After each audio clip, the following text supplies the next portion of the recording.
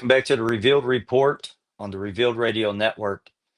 I know that most of the time I start out my episodes with some kind of humorous remark just to try to get you to buy into wanting to listen to the facts that I'm going to present to you. Because a lot of people like humor. Even the Bible says that laughter is as good as a medicine. But I'm not going to start this episode that way due to the tragedy that happened in Minneapolis. My heart goes out to the families, the friends, and those that were affected by this hideous act of violence. It deeply hurts as a father to know that there's parents out there who now will live the rest of their life without their children.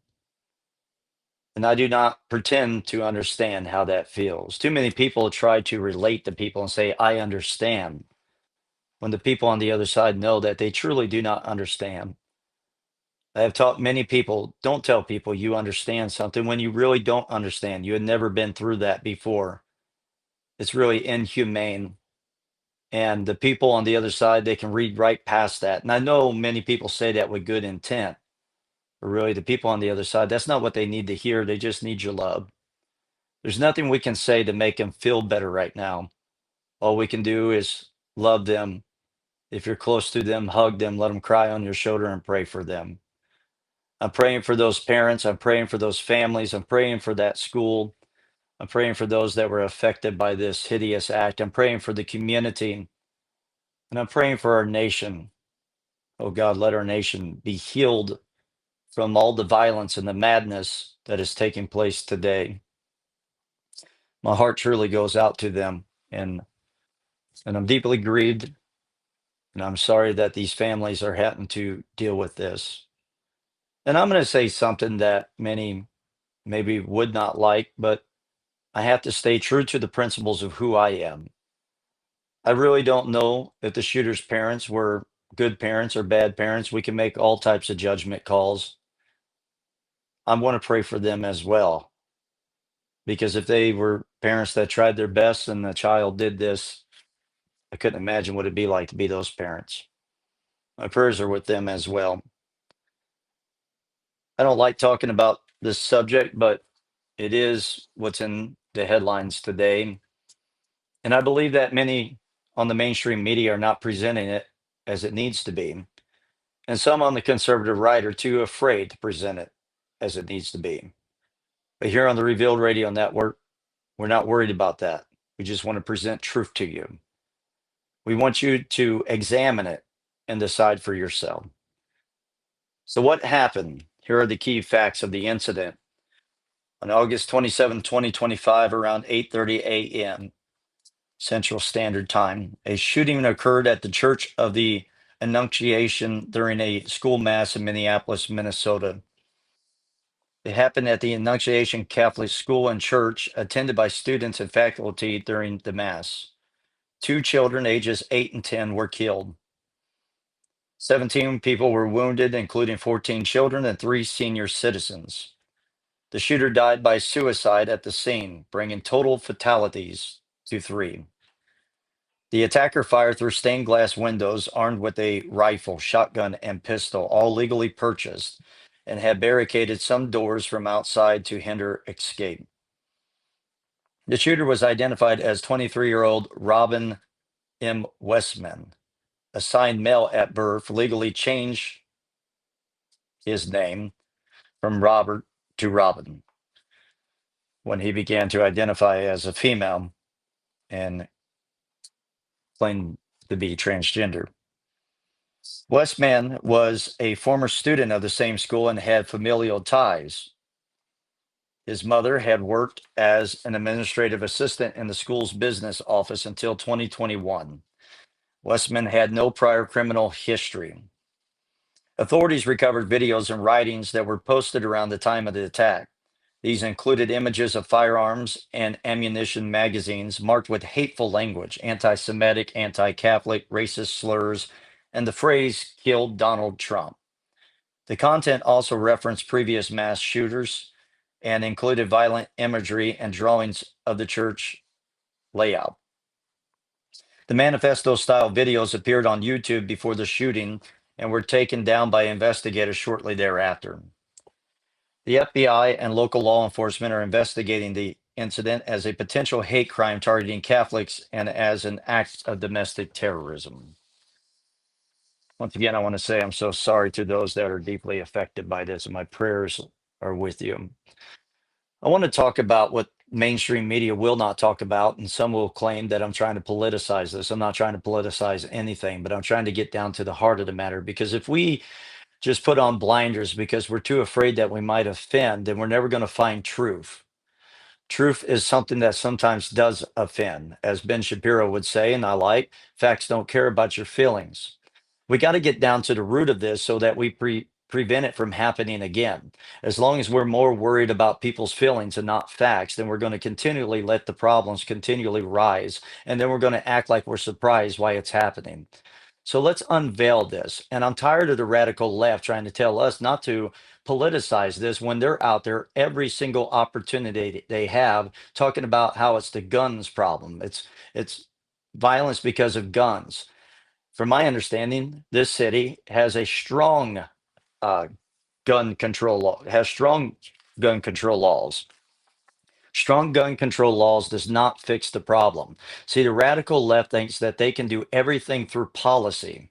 If you give them enough power, enough legislative power, enough money through your tax dollars, if they can redistribute wealth, if they can try to legislate things into action, then they're going to cure all the problems. They don't understand that you cannot legislate love.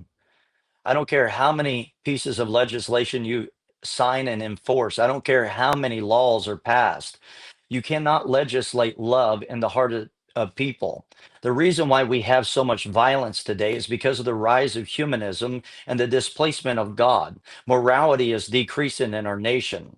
And we find that the result of that is more violence, more anxiety, more depression, more suicide, more acts like this.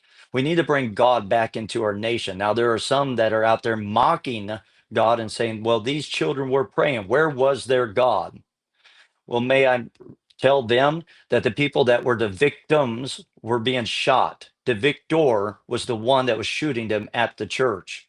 Which one seems to create better law abiding citizens? Which one seems to create a greater good? Because the so called party of tolerance, the radical left, are not the tolerant ones whatsoever. But yet Christians are always claimed for being hateful when we're not the ones out there doing these hideous acts. And a lot of the times we're now on the side of being the victim, but we can't say that. If we're going to decrease these issues, we got to bring some morality back to our country. And the only way we're going to do that is bring back the Bible. We got to bring back morality to this nation. We got to quit glamorizing immorality on Hollywood. We got to quit glamorizing sin and iniquity on Hollywood and putting it out there because it has entertainment shock value. It's ruining our country. We need to come back to in God we trust. How about what the founders believed in? That our nation can only be ran on a good and moral and just people, a virtuous people, and it must still be based on the Ten Commandments of God. See, our nation is digressing continually year after year, and we see sometimes where it gets better, but we're continually digressing year after year. And so we can talk about gun legislation, but really this is a heart problem. We can't legislate love into the heart of people. We got a deep, deep spiritual issue going on. And that spiritual issue is tied to ideological problems, and it's also tied to our life conduct. If you want good politics, then we need to go back to the basis of the Word of God and go back to the basis of the founding principles of this nation, and we'll create a better society and we'll have less of these things going on. Now, the radical left wants to talk about guns, but they don't want to talk about transgenderism. I mean, you can't even search it without getting all the lying bias from the other side. And they want to talk about guns, but they want to demonize us if we dare question whether transgenderism had anything to do with it. And look, if you're transgender, I love you. I disagree with you, but I love you. But you disagree with me too. You don't like my principles, and I don't like yours. So it's fair game. The difference is I'm not out to harm you. My question is, are you out to harm us? You find that there is some very demonic things here. while we rightfully and justly demonize the shooter, this young man. I know mainstream media would have a problem with me calling him man. You see, the difference between Christianity and humanism is humanism looks at the man alone. And yes, the acts were wrong and they were evil, they were hideous and unjust. But the matter goes deeper than the man. I believe he became a slave to a power greater than himself. You see, I think the problem is in America, we want to talk about the ideological nature of it. We want to talk about political aspects of what's going on. We want to talk about legislation and laws, but what we don't want to talk about is spirituality. No, that's crazy. Even though through the course of human history, most people believed in spirituality until more recent times. And as long as we keep saying we can't talk about the spiritual elements to it, then we're going to keep having these problems because at the root of it all, it's spiritual. And I believe he became a slave to something that was more powerful than him. And so, yes, I demonized the acts, but I wish somehow, some way, there could have been something that could have set this young man free from the illness that he was dealing with, this moral sickness, this demonic powers that were controlling him. I wish it didn't go that far where he felt like he needed to do this and then take his own life. You see, that's why America needs to bring back God. We can talk about legislation, we should. We can talk about ideologies, and we should. But I think we should bring back the element of God and spiritual understanding because I believe he became a slave to demonic forces. It's hard to read the things that he was writing, what's in his manifesto, what was in his video, and not think that there wasn't demonic powers involved in that. It was very demonic. And look what his attack was against Christianity. I'm not Catholic, but my heart goes out to them. And I pray for them. It was against Christianity. He wrote about anti-Semitic hatred towards Jews and talked about hate towards Donald Trump. I don't want to politicize that aspect. I actually believe it's all a part of a spiritual issue, a spiritual problem that's going on, and our nation is spiritually sick. What about George Washington that would dedicate our nation to God in prayer? What about the founders that said this is a nation that must be built on Christian biblical principles, and without that, it won't stand the test of time? You see, American history revisionists have tried to rewrite all of that to make us feel like that's not really what they believe, but it is what they believed in. On the other side, we've been demonized for being white Christian nationalist nation, which is just a code word for we don't like you, we don't agree with you, and so therefore we're going to label you to try to destroy you. But don't you dare talk about transgenderism and maybe how it's hurting the youth. You see, I believe that immoral activity does open the door for spiritual demonic forces to take over and take control of people and harm them and hurt them. I'm not just speaking out against it because I hate people. I'm not speaking out against it because I hate people. I'm speaking out against it because I love people. And I'm tired of seeing them enslaved to things that is destroying them, causing them depression and anxiety and hopelessness and a lack of self-worth and all of these things. I'm trying to save people, not just the victims of these shooters and these killers, but also them before they go that far and they wreck other people's lives and then ultimately wreck their own life. Nobody in the mainstream media wants to talk this way because they don't feel like it's going to attract a crowd. But if we're going to attract any viewerships and listeners, we want to attract them and by truth. Too many are selling their soul to try to get fame and fortune and get a name out there. They're trying to get clickbait and they're trying to get people to smash the subscribe button, which we don't care if you smash it or push it. It means it's no difference to us. It all works the same. That's not what we're only out for. We're not just trying to gain a crowd at the expense of our principles. If we can't gain a following with our principles, then we won't gain a following at all because our principles are not for sale. We're not CNN or PMSNBC. We believe in the Bible and we believe in being just and right. And we believe that we got to get down to the true heart of the matters if we're going to resolve the matters. And I believe immorality opens the door for demonic forces to come in and to harm people. But also there's an ideological nature to it as well. We can talk about mental sickness. I do believe there was mental sickness there, but I believe it was connected to a spiritual issue. And once we understand that there's a spiritual aspect to it, then I think we can migrate into dealing with the mental problems.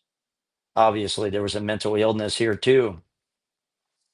This young man was very sick. He was a sick young man. He needed help.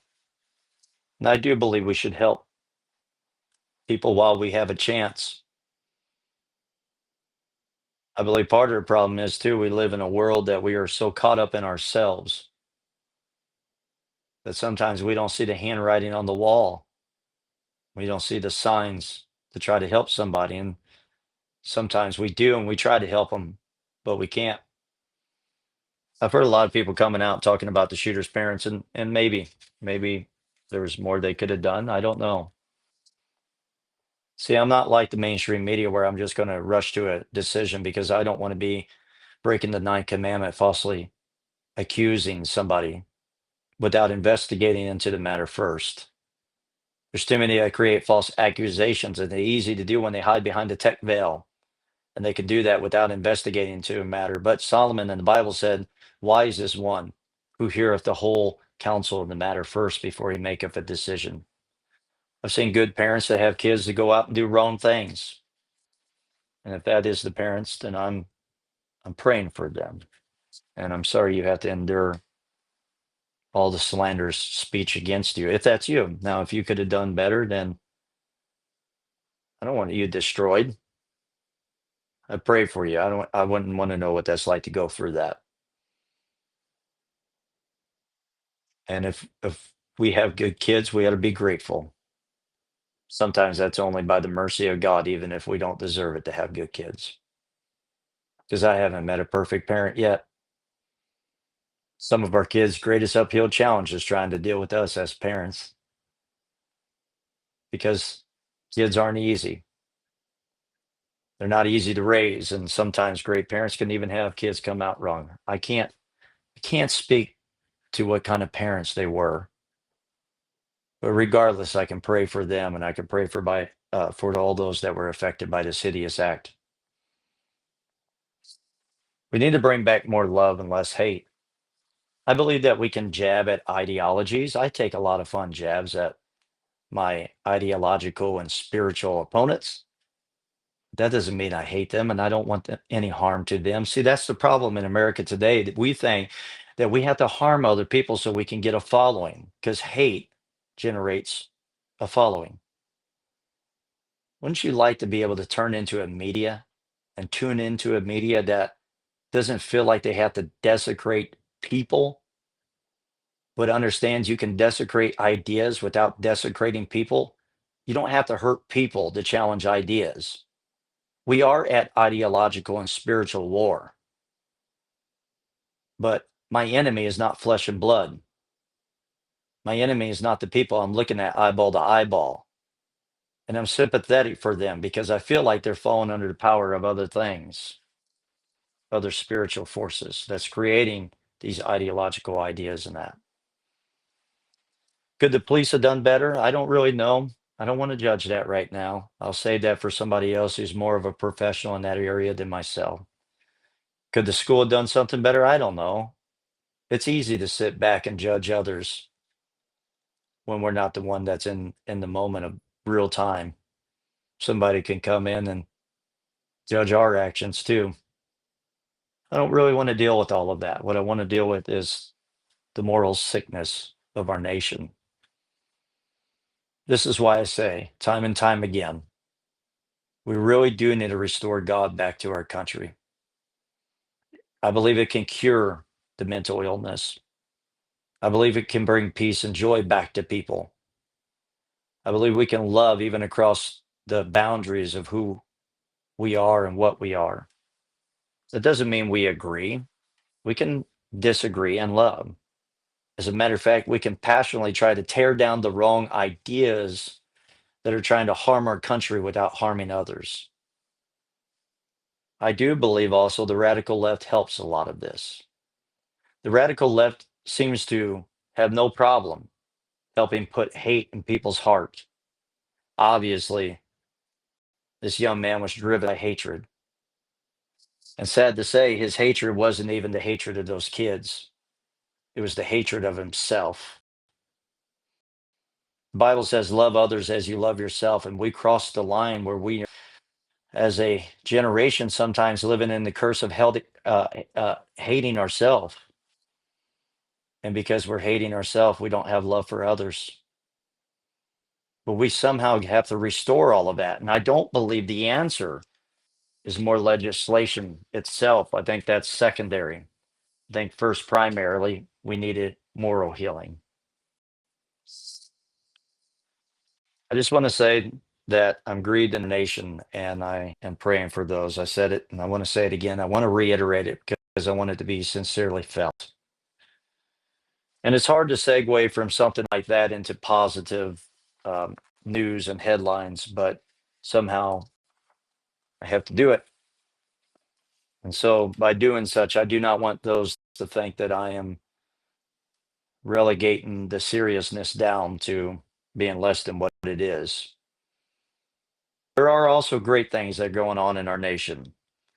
I've been talking about how the radical left, they don't want crackdown on crime and lawlessness in our cities. And even the Chicago mayor is talking about how we don't really need a crackdown on crime and more enforcement. All we need is affordable housing, because if we're going to rid out all the evil, we got to fix the social injustices. And how do we do that? We tax people and we redistribute the wealth. And then all of a sudden, that's going to cause everything to be better. Everybody's going to get around the fire and sing kumbaya and be happy with one another. All we have to do is rid out social injustices. So give us more power to be able to do that. Give us more power to legislate every aspect of your life, enforce our laws in every aspect of your life, make you come under the boot of our tyranny, redistribute your wealth, and try to somehow keep you in our state so you don't run away. Because if you do, you're evil. You know, it's kind of typical for Marxists. They build walls to keep their people in. America is trying to build a wall to keep people out, and not keep just people out, keep illegal activity out, keep fentanyl out, keep terrorists out. But the Marxists, they want to destroy your life and then somehow try to figure out how to keep you from fleeing.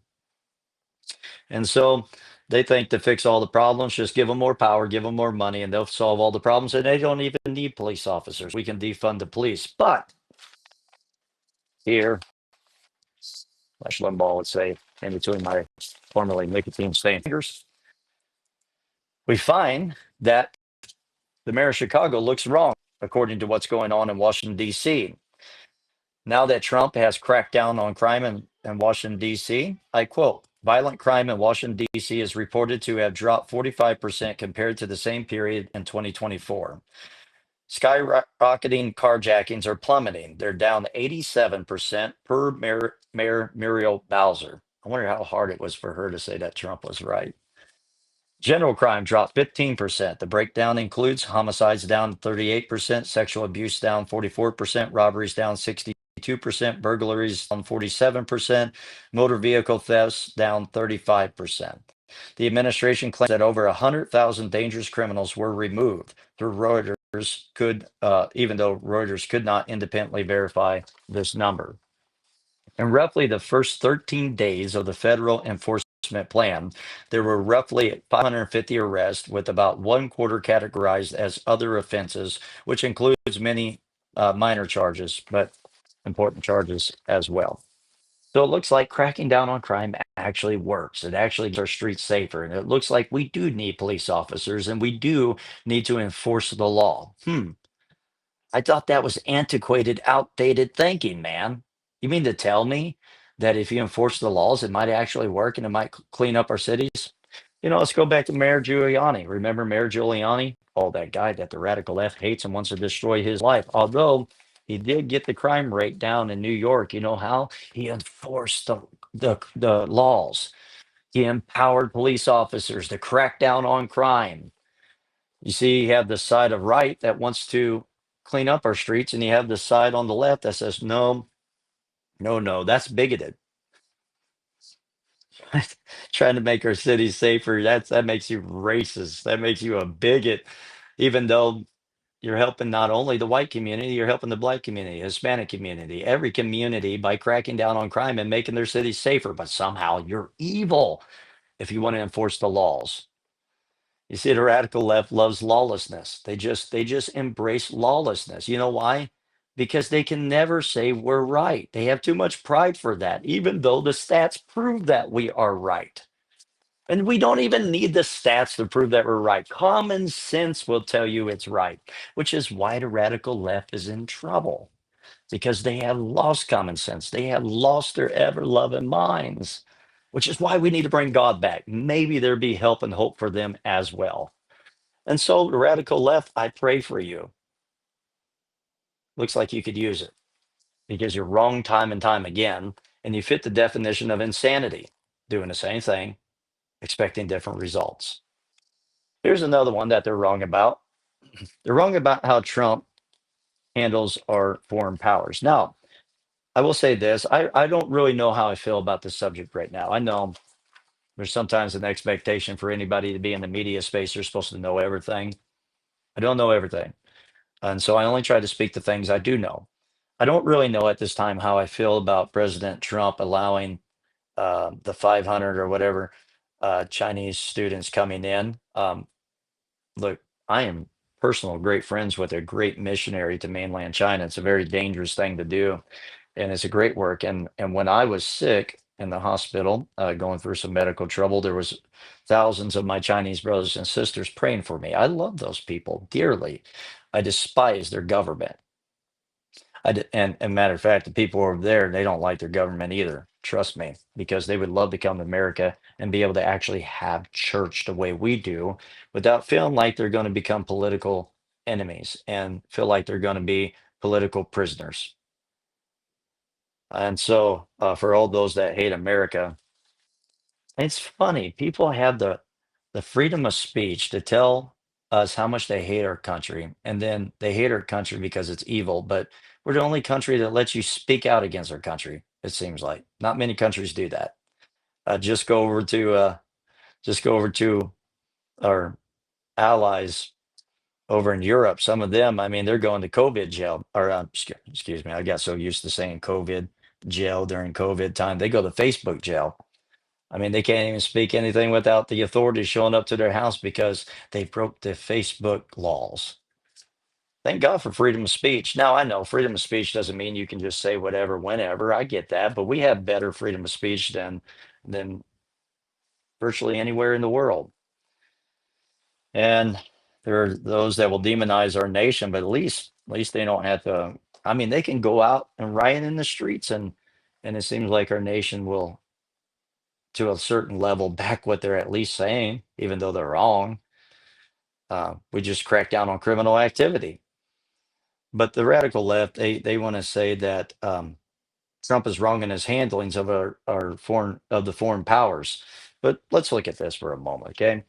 President Trump says that these foreign exchange students, these students from China, should be able to come over here, which doesn't really make him strong xenophobic. But I digress from that point. Um, and he says that him and Xi have pretty good relations. And I don't think it's like buddy buddy relations, but they have pretty good relations. This is the same language he uses for Vladimir Putin, and all the radical left loses their mind. How can you be friends? You're a Russian spy. Why do they call him a Russian spy? Because he says him and Vladimir Putin have a pretty good working relationship with one another. Well, he's saying the same thing about Xi and China.